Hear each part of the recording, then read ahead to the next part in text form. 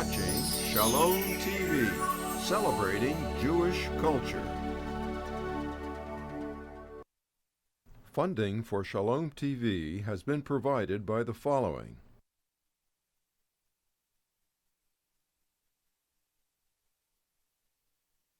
And by viewers like you.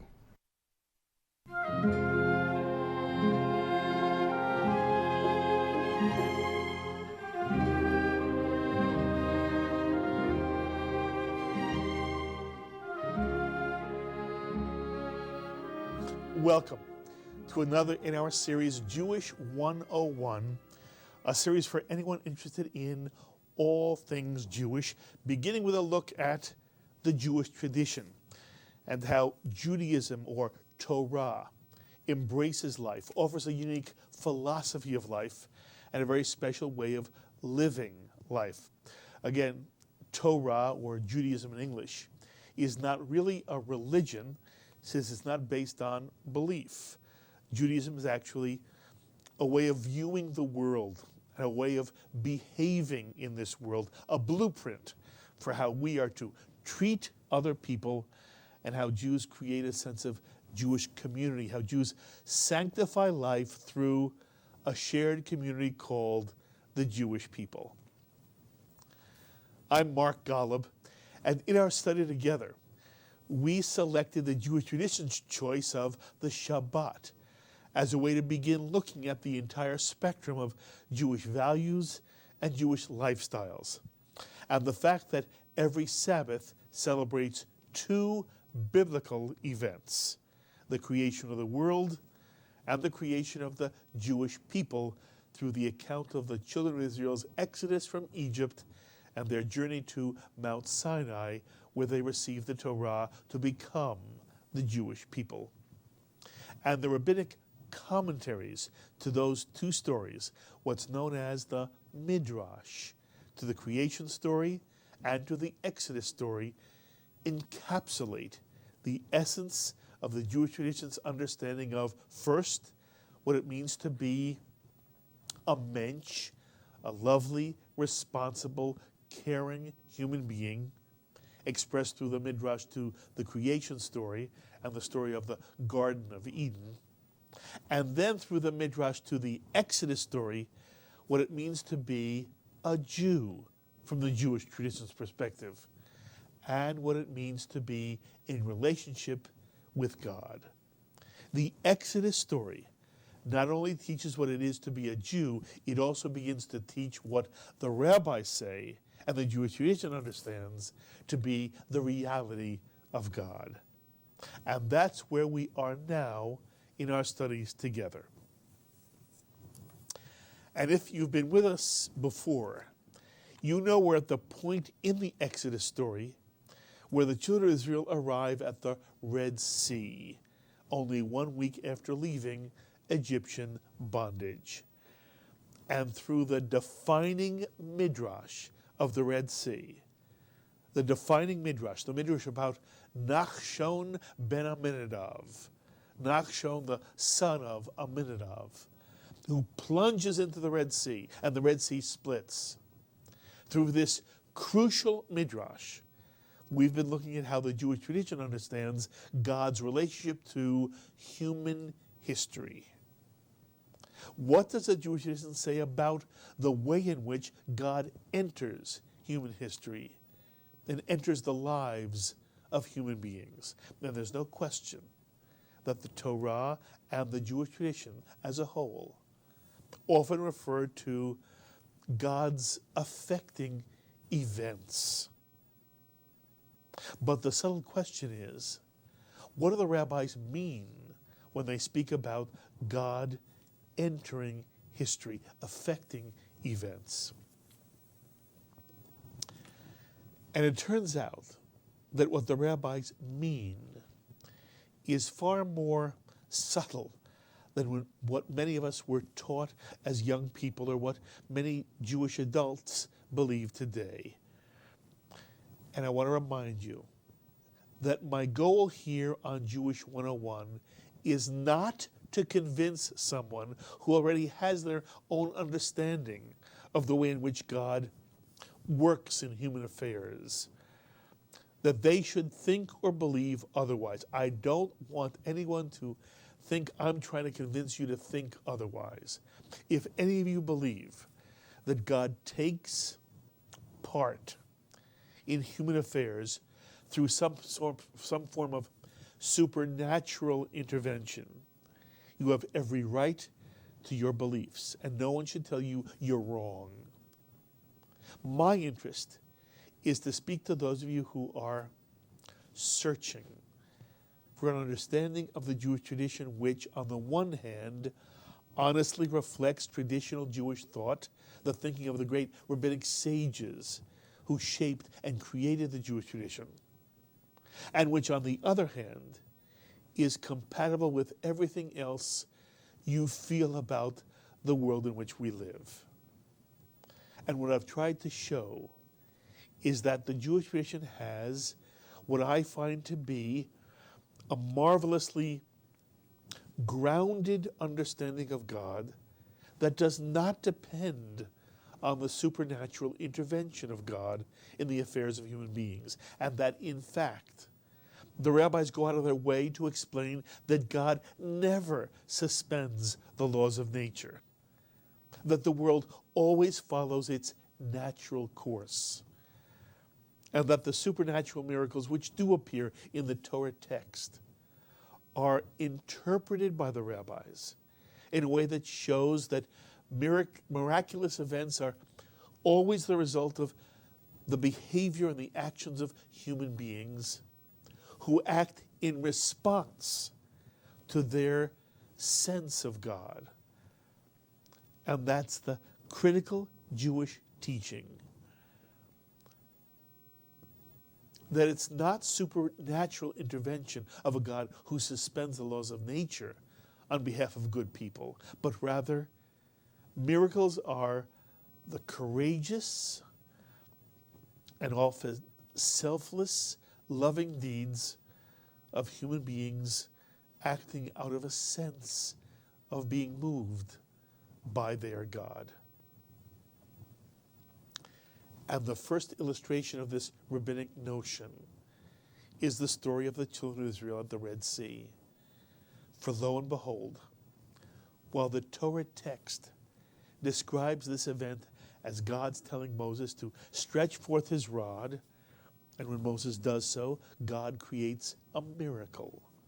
The Red Sea splits. That's the text.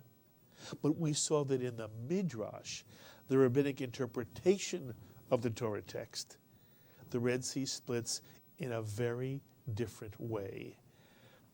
We're again in this wonderful Midrash about Nachshon, a prince from the tribe of Judah. And according to the Midrash, Nachshon is Aaron's brother-in-law, the brother of Aaron's wife.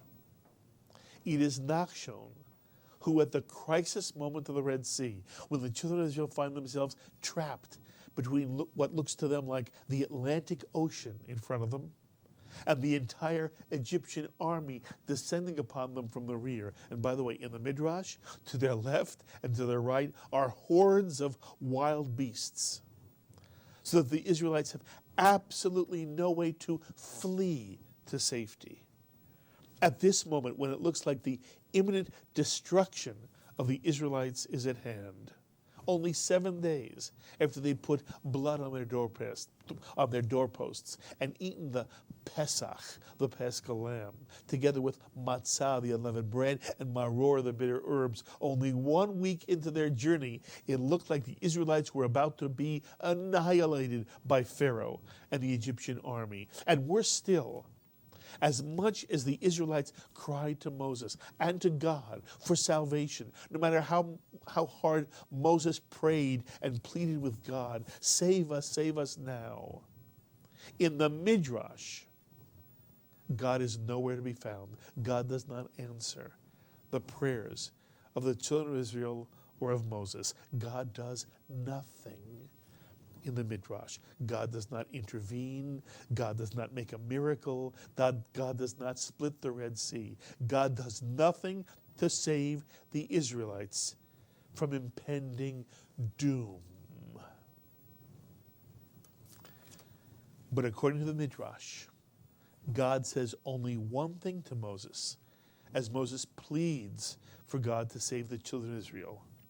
As we read in the book of Exodus, chapter 14, verse 15, "And the Lord said unto Moses, Wherefore criest thou unto me? Speak unto the children of Israel that they go forward." And from this simple yet profound verse, in essence, why do you cry unto me? Tell the children of Israel to go forward. The rabbis create this midrash which epitomizes the Jewish understanding of miracles and the way in which God takes part in human history. For based on this profound verse, why do you cry unto me? Tell the children of Israel to go forward. The rabbis tell the story of one lone Israelite, Nachshon ben Amminadab, who does go forward, who summons all of his courage and whatever trust he has in life, in the future, and in his God, and plunges forward into the ocean of the Red Sea. And as soon as Nachshon moves forward, the Midrash tells us the Red Sea split. Only when a human being plunges forward does the Red Sea split. That's the Midrash. And you remember the rabbis ask, then why in the Torah text does it say that God told Moses to stretch forth his rod, at which time the Red Sea split? As if the stretching forth of Moses' rod was the instrument of a supernatural miracle performed by God. And the rabbis explain, no. So great was Nachshon's courage and passion and trust in the future and in his God that Nachshon was willing to plunge into the sea even though he did not know how to swim. And so according to the Midrash, when the Torah text has God telling Moses to stretch forth his rod, it's not to split the Red Sea, but rather for Moses to save Nachshon from drowning. There simply is no more important paradigm in the Jewish tradition than the story of Nachshon at the Red Sea. The rabbis teach us that we are never to sit on the banks of any Red Sea of our lives, personal Red Seas, communal, world Red Seas, and wait for God to make a miracle. It's not the Jewish notion. It's not the Rabbinic notion. People are not to wait for God to make a miracle to save them from calamity and destruction by some supernatural divine intervention. But like Nachshon, people, in response to their sense of the God of this universe and what God wants us to do with our lives, we plunge forward. And if you were to ask the rabbis, then who split the Red Sea? The Jewish answer is, it was a partnership. Nachshon and God split the sea together. I get chills by telling this to you. It's a partnership. Man and God are partners in the miracles which enhance and save and enrich human life. That's the Jewish notion. For it's man acting in response to a sense of the divine in the universe and a sense of the divine command. That's the Jewish notion of God's entering history. And the Midrash about Nachshon becomes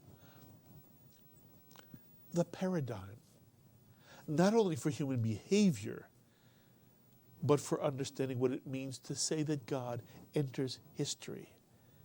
What the Jewish tradition means by that phrase, that notion, is that people are often moved to do extraordinary things for other people, to fight against injustice, to care for the lonely, to clothe the naked, to feed the hungry, to oppose every form of bigotry and hatred and discrimination and needless war. In the Jewish tradition, God's involvement, God's participation in life is through human beings who act in response to their sense of what God wants lovely, caring, gentle human beings to do. And we'll talk more about that as we go along. But what the Jewish tradition does not teach is that God literally sticks a hand into human events to supernaturally change the course of human events, even if it means that human pain and human suffering continues. I'll say that again. God will not intervene in the world, not even to save human beings from suffering caused by nature or by other human beings. And one of the most important and, yes, one of the most misunderstood stories in the Torah is meant to teach this very lesson, that God will not interfere or intervene in human affairs, not even to put an end to evil. The story, of course, is the story of Noah and the flood, which most of us learned as children in some form of religious school setting, as if the story is appropriate for children. It's actually a horrific story meant for an adult audience with a powerful, powerful message. But people love telling this story to children as if it's about pairs of animals taking a ride on a boat with a kindly old man named Noah. And by the way, how many cattle were on the ark? Do you know? If somebody asked you, how many cattle, cows and bulls together were on the ark, do you know? And if you answered 2, you'd be wrong. There were more than 2 cattle on the ark. There were actually 14 cattle on the ark. 7 pairs. And if you're thinking, wait a minute, I thought the animals came in 2 by 2. They did come in 2 by 2, but 7 pairs of clean animals, of every kind of clean animals, 7 pairs were taken on the ark, like cattle and sheep. There were 14 cattle, 14 sheep on the ark, according to the Torah, and only 1 pair of unclean animals, like pigs or horses or dogs and cats. There were only 2 pigs on the ark, 2 horses on the ark. There were 14 sheep.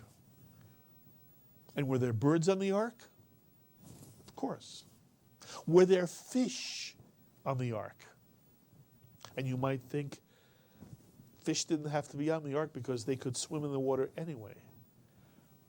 Except that the flood was also caused by the waters below the earth bubbling up. And those waters were boiling hot and killed any fish or wildlife swimming in the water. So there had to be an aquarium on the ark as well to hold the fish that came in pairs on the ark. And the ark had 3 decks, one for Noah and his wife and his sons and their wives. He had 3 sons, each of whom had a wife.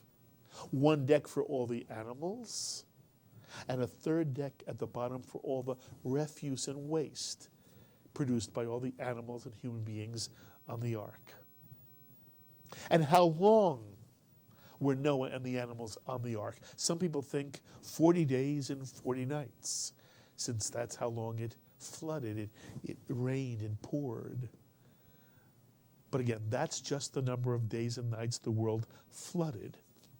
It then took months and months for the waters to recede. And Noah and the animals were on the ark roughly an entire year. And was there ever a real ark? Did Noah live? Is the story of Noah and the ark a real life story? Of course not. It's a classic ancient Near Eastern legend prompted by what scholars believe was in fact some kind of enormous flood disaster. And virtually every ancient culture has its own flood story. The Epic of Gilgamesh is often cited as another example of an ancient Near Eastern flood story. And every now and then you'll read that someone says they've discovered remnants of Noah's Ark, that it was found at the top of a mountain called Ararat, which references the Torah. It's just ludicrous. It's like someone saying they found the remnants of Peter Pan's hideout, or that they found Harry Potter's broomstick. The power of the story of Noah in the Torah, the purpose of the story in the Torah, is to teach us something about life and something about ourselves. The genius of the Torah text is that the Torah often draws upon great myths of its time, but infuses those myths with a moral, with a teaching, with a philosophy of how human beings are to behave. This is the greatness of the Torah text in general and of the story of Noah in particular. And it's not the physical ark that Noah built in the story which is at the heart of the story. It's the arc of the storyline which is so critical and amazing, and what makes the Noah story so important to Jewish thought. So here's the arc of the story. Why does God choose to bring a flood that will destroy every living being of both man and beast on the face of the earth, save the 8 human beings on the ark and the animals on the ark? Why? Why is God going to destroy the world with a flood? And the Torah tells us it was because the world had become filled with wickedness and violence. We read in the book of Genesis, chapter 6, verse 5. And God saw that the wickedness of man was great in the earth, and that every imagination of the thoughts of his heart was only evil continually. And the Lord repented that he had made man on the earth, and it grieved him at his heart. And the Lord said, I will destroy man whom I have created from the face of the earth, both man and beast, and the creeping things and the birds of the air, for I repent that I have made them. So God decides to intervene in the affairs of the world because of the violence human beings were inflicting upon one another, because people had become wicked, and because people's thoughts were constantly evil. So God decided to put a stop to the violence, a stop to the wickedness, a stop to the evil by punishing all the wicked and evil and by destroying them. And even the animals had become evil and wicked. Everything would be punished. God would step in and God would execute justice. And then we read in verse 8, and Noah found grace in the eyes of the Lord. So God chooses Noah to build an ark and to keep a remnant of every species of life alive. And then God does bring the flood, and we read in Genesis chapter 7, verse 21. and all flesh died that moved upon the earth, both of bird and of cattle and of beast and of every creeping thing that creeps upon the earth, and every man, every human being, all in whose nostrils was the breath of the Spirit of life. Whatsoever was in the dry land died, and every living substance was destroyed, which was upon the face of the ground, both man and cattle, and the creeping things and the birds of the heaven, and they were destroyed from the earth, and only Noah remained alive, and those who were with him in the ark. And then we know the end of the story. How after roughly a year on the ark, the waters recede, though the ark comes to rest at the top of a mountain, and Noah sends forth birds from the ark to see if they will find a place to rest. First a raven, and then a dove, and then the dove again, and the dove returns with an olive branch in its beak, which of course becomes the symbol of peace. And Noah knew the waters had truly receded. And when he sends the dove out a third time, and the dove does not return, Noah knows it's time to emerge from the ark. And in the Torah text, Noah and his wife and his 3 sons and their wives and all the animals leave the ark. But, according to the Midrash, part of the story is missing in the Torah. In the Midrash, Noah's leaving the ark was not so simple. For you see, in the Midrash, Noah finally knows it's safe to leave the inside of the ark and to come out on the deck of the ark. And so he does. And then Noah looks out over the side of the ark. And what does Noah see? What do you imagine Noah sees when he looks out over the side of the ark? According to the Midrash, what does Noah see when he emerges from inside the ark and looks out on the world around him? In all the religious books I've ever seen, it's a sight out of a Walt Disney movie. Blue skies, soft white clouds, green trees, bluebirds. Somewhere there's Bambi. Not in the Midrash. In the Midrash, when Noah looks out over the side of the ark, all he sees everywhere is death and destruction beneath a gray, thick sky. All the human beings and life that God has destroyed rotting all around the ark. And in the Midrash, Noah throws up in disgust and horror.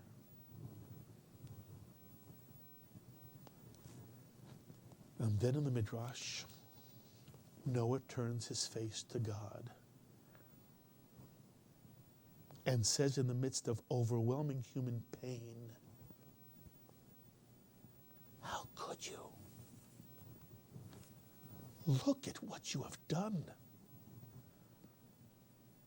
How could you have wrought such destruction and death? What were you thinking? How dare you do such a thing, to destroy life this way? How dare you? By what right do you have to destroy the living this way?"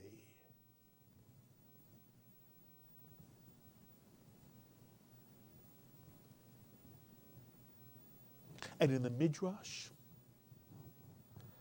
God answers Noah. He answers Noah by saying, Now you ask me?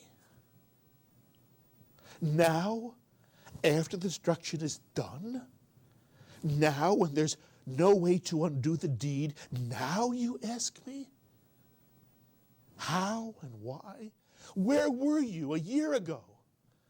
2 years ago when I told you I was going to destroy the world? That you should build an ark to save yourself and your family. Then you were content to be silent and to build the ark. Now you call me to account? And in the Midrash, Noah is always viewed as morally inferior to Abraham. Because when God told Abraham God was going to destroy the cities of Sodom and Gomorrah, Abraham argued with God that it would be unjust for God to destroy the innocent with the wicked, and convinced God that if Abraham could find just 10 righteous people in Sodom and Gomorrah, that God would refrain from destroying those cities. Abraham is given credit for that argument with God, that bargain with God, convincing God that if there were 10 righteous people, God would refrain from destruction. But in Noah's case, Noah did not argue at all. Noah just went out and built himself an ark until after the flood. In the Midrash, it's only after. In the Torah, by the way, it doesn't happen at all. In the Torah, Noah never questions God, either before or after the flood. But in the Midrash, Noah confronts God, but only after the fact. And from that Midrash, the rabbis teach that we must always stand up against any power that threatens to destroy life. And that we must argue as Abraham did, for the sake of human life. But the story goes on. And it's in the aftermath of the Noah story that one of the most amazing aspects of the Jewish tradition is first expressed. For after the flood, God realizes that God has made a mistake. That God, think of that God has made a mistake. You know, people ask, what's unique about the Jewish tradition's view of life and view of God? There's no other sacred text, and there's no other religious tradition which ever portrays its God as having made a mistake, except the Jewish tradition. In the Jewish tradition, human beings grapple with God all the time, struggle with God, as Abraham does with Sodom and Gomorrah, argues with God, as Noah does in the Midrash, argues with God. People even call God to account in the Jewish tradition. And what God always does in the Jewish tradition is take responsibility for what God has done wrong. In the Jewish tradition, God always says, I'm sorry, and promises never to do it again. Which of course becomes the model for human behavior. Every one of us at times does something to hurt, or worse, to betray another human being, even someone we love. And the responsible thing to do, the healing thing to do, is always to say, I'm so sorry. How can I make it up to you? And I promise I'll try never to do it again. That's the healing thing to say and do. But human beings don't always have the inner strength to say they're sorry, or the wisdom to promise to try never to do it again. That's why people are not God. That's the difference between mortal human beings and the God we meet in the Jewish tradition, in the Midrash. And so in this amazing Torah story, God in essence says, yes, I was wrong to destroy life, and I'll never do it again. And what's the reason God gives for his promise never to destroy the world again, never to interfere in human wickedness and violence? We read in the Torah, Genesis chapter 8, verse 21. And the Lord said in his heart, I will not again curse the ground anymore for man's sake. For the inclination of man's heart is evil from his youth. Meaning, as we already learned from the creation story, that God has implanted within every human being a Yetzer Hara. And that the inclination of man's heart is evil from his youth. And God continues in the Torah text saying, nor will I again destroy every living thing as I have done. And then the beautiful line that punctuates the story, verse 22. While the earth remains, seed time and harvest, and cold and heat, and summer and winter, and day and night shall not cease.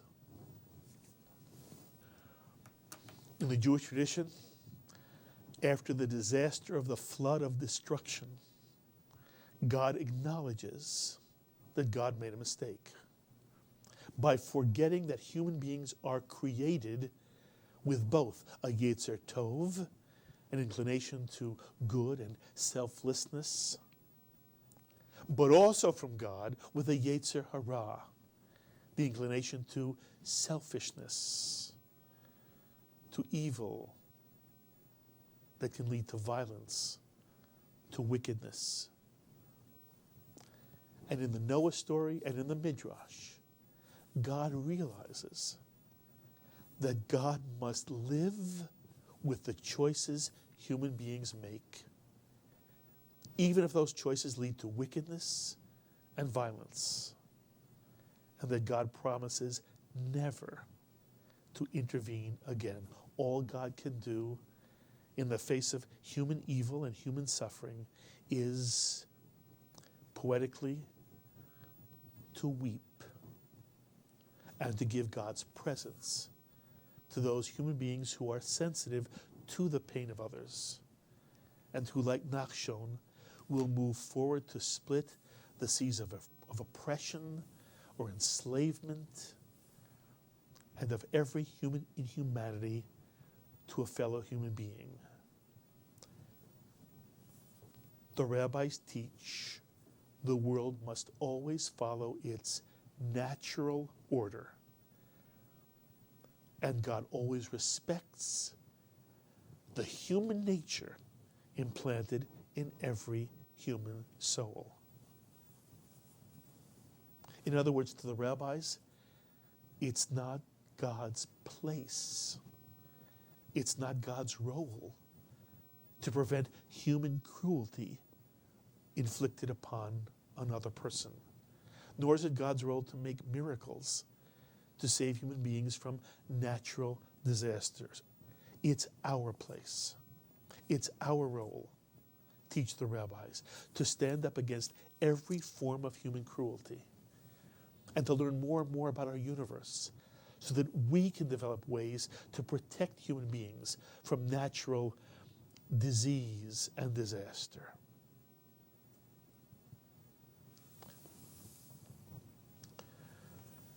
For some of you, this Jewish answer may very well raise more questions.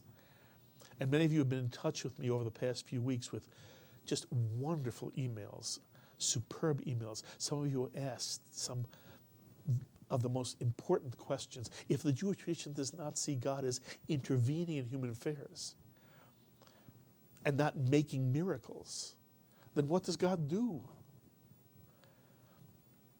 And some of you have asked, what's the point in such a God? Who needs this kind of God? Why believe in such a God or care about such a God who does not personally put his hand into human events. And so we'll continue the discussion next time. And I'll try to address some of these questions as well. As always, I invite you to be in touch with me, either by mail or by email. Please write me this week. I so appreciate your thoughts and your comments. And so until the next time, I'm Mark Golub. Be well, my friends. We would be pleased to send a complimentary DVD of this program to anyone who can send a tax-deductible contribution of $36 or more to the nonprofit organization Jewish Education in Media to help support our programming.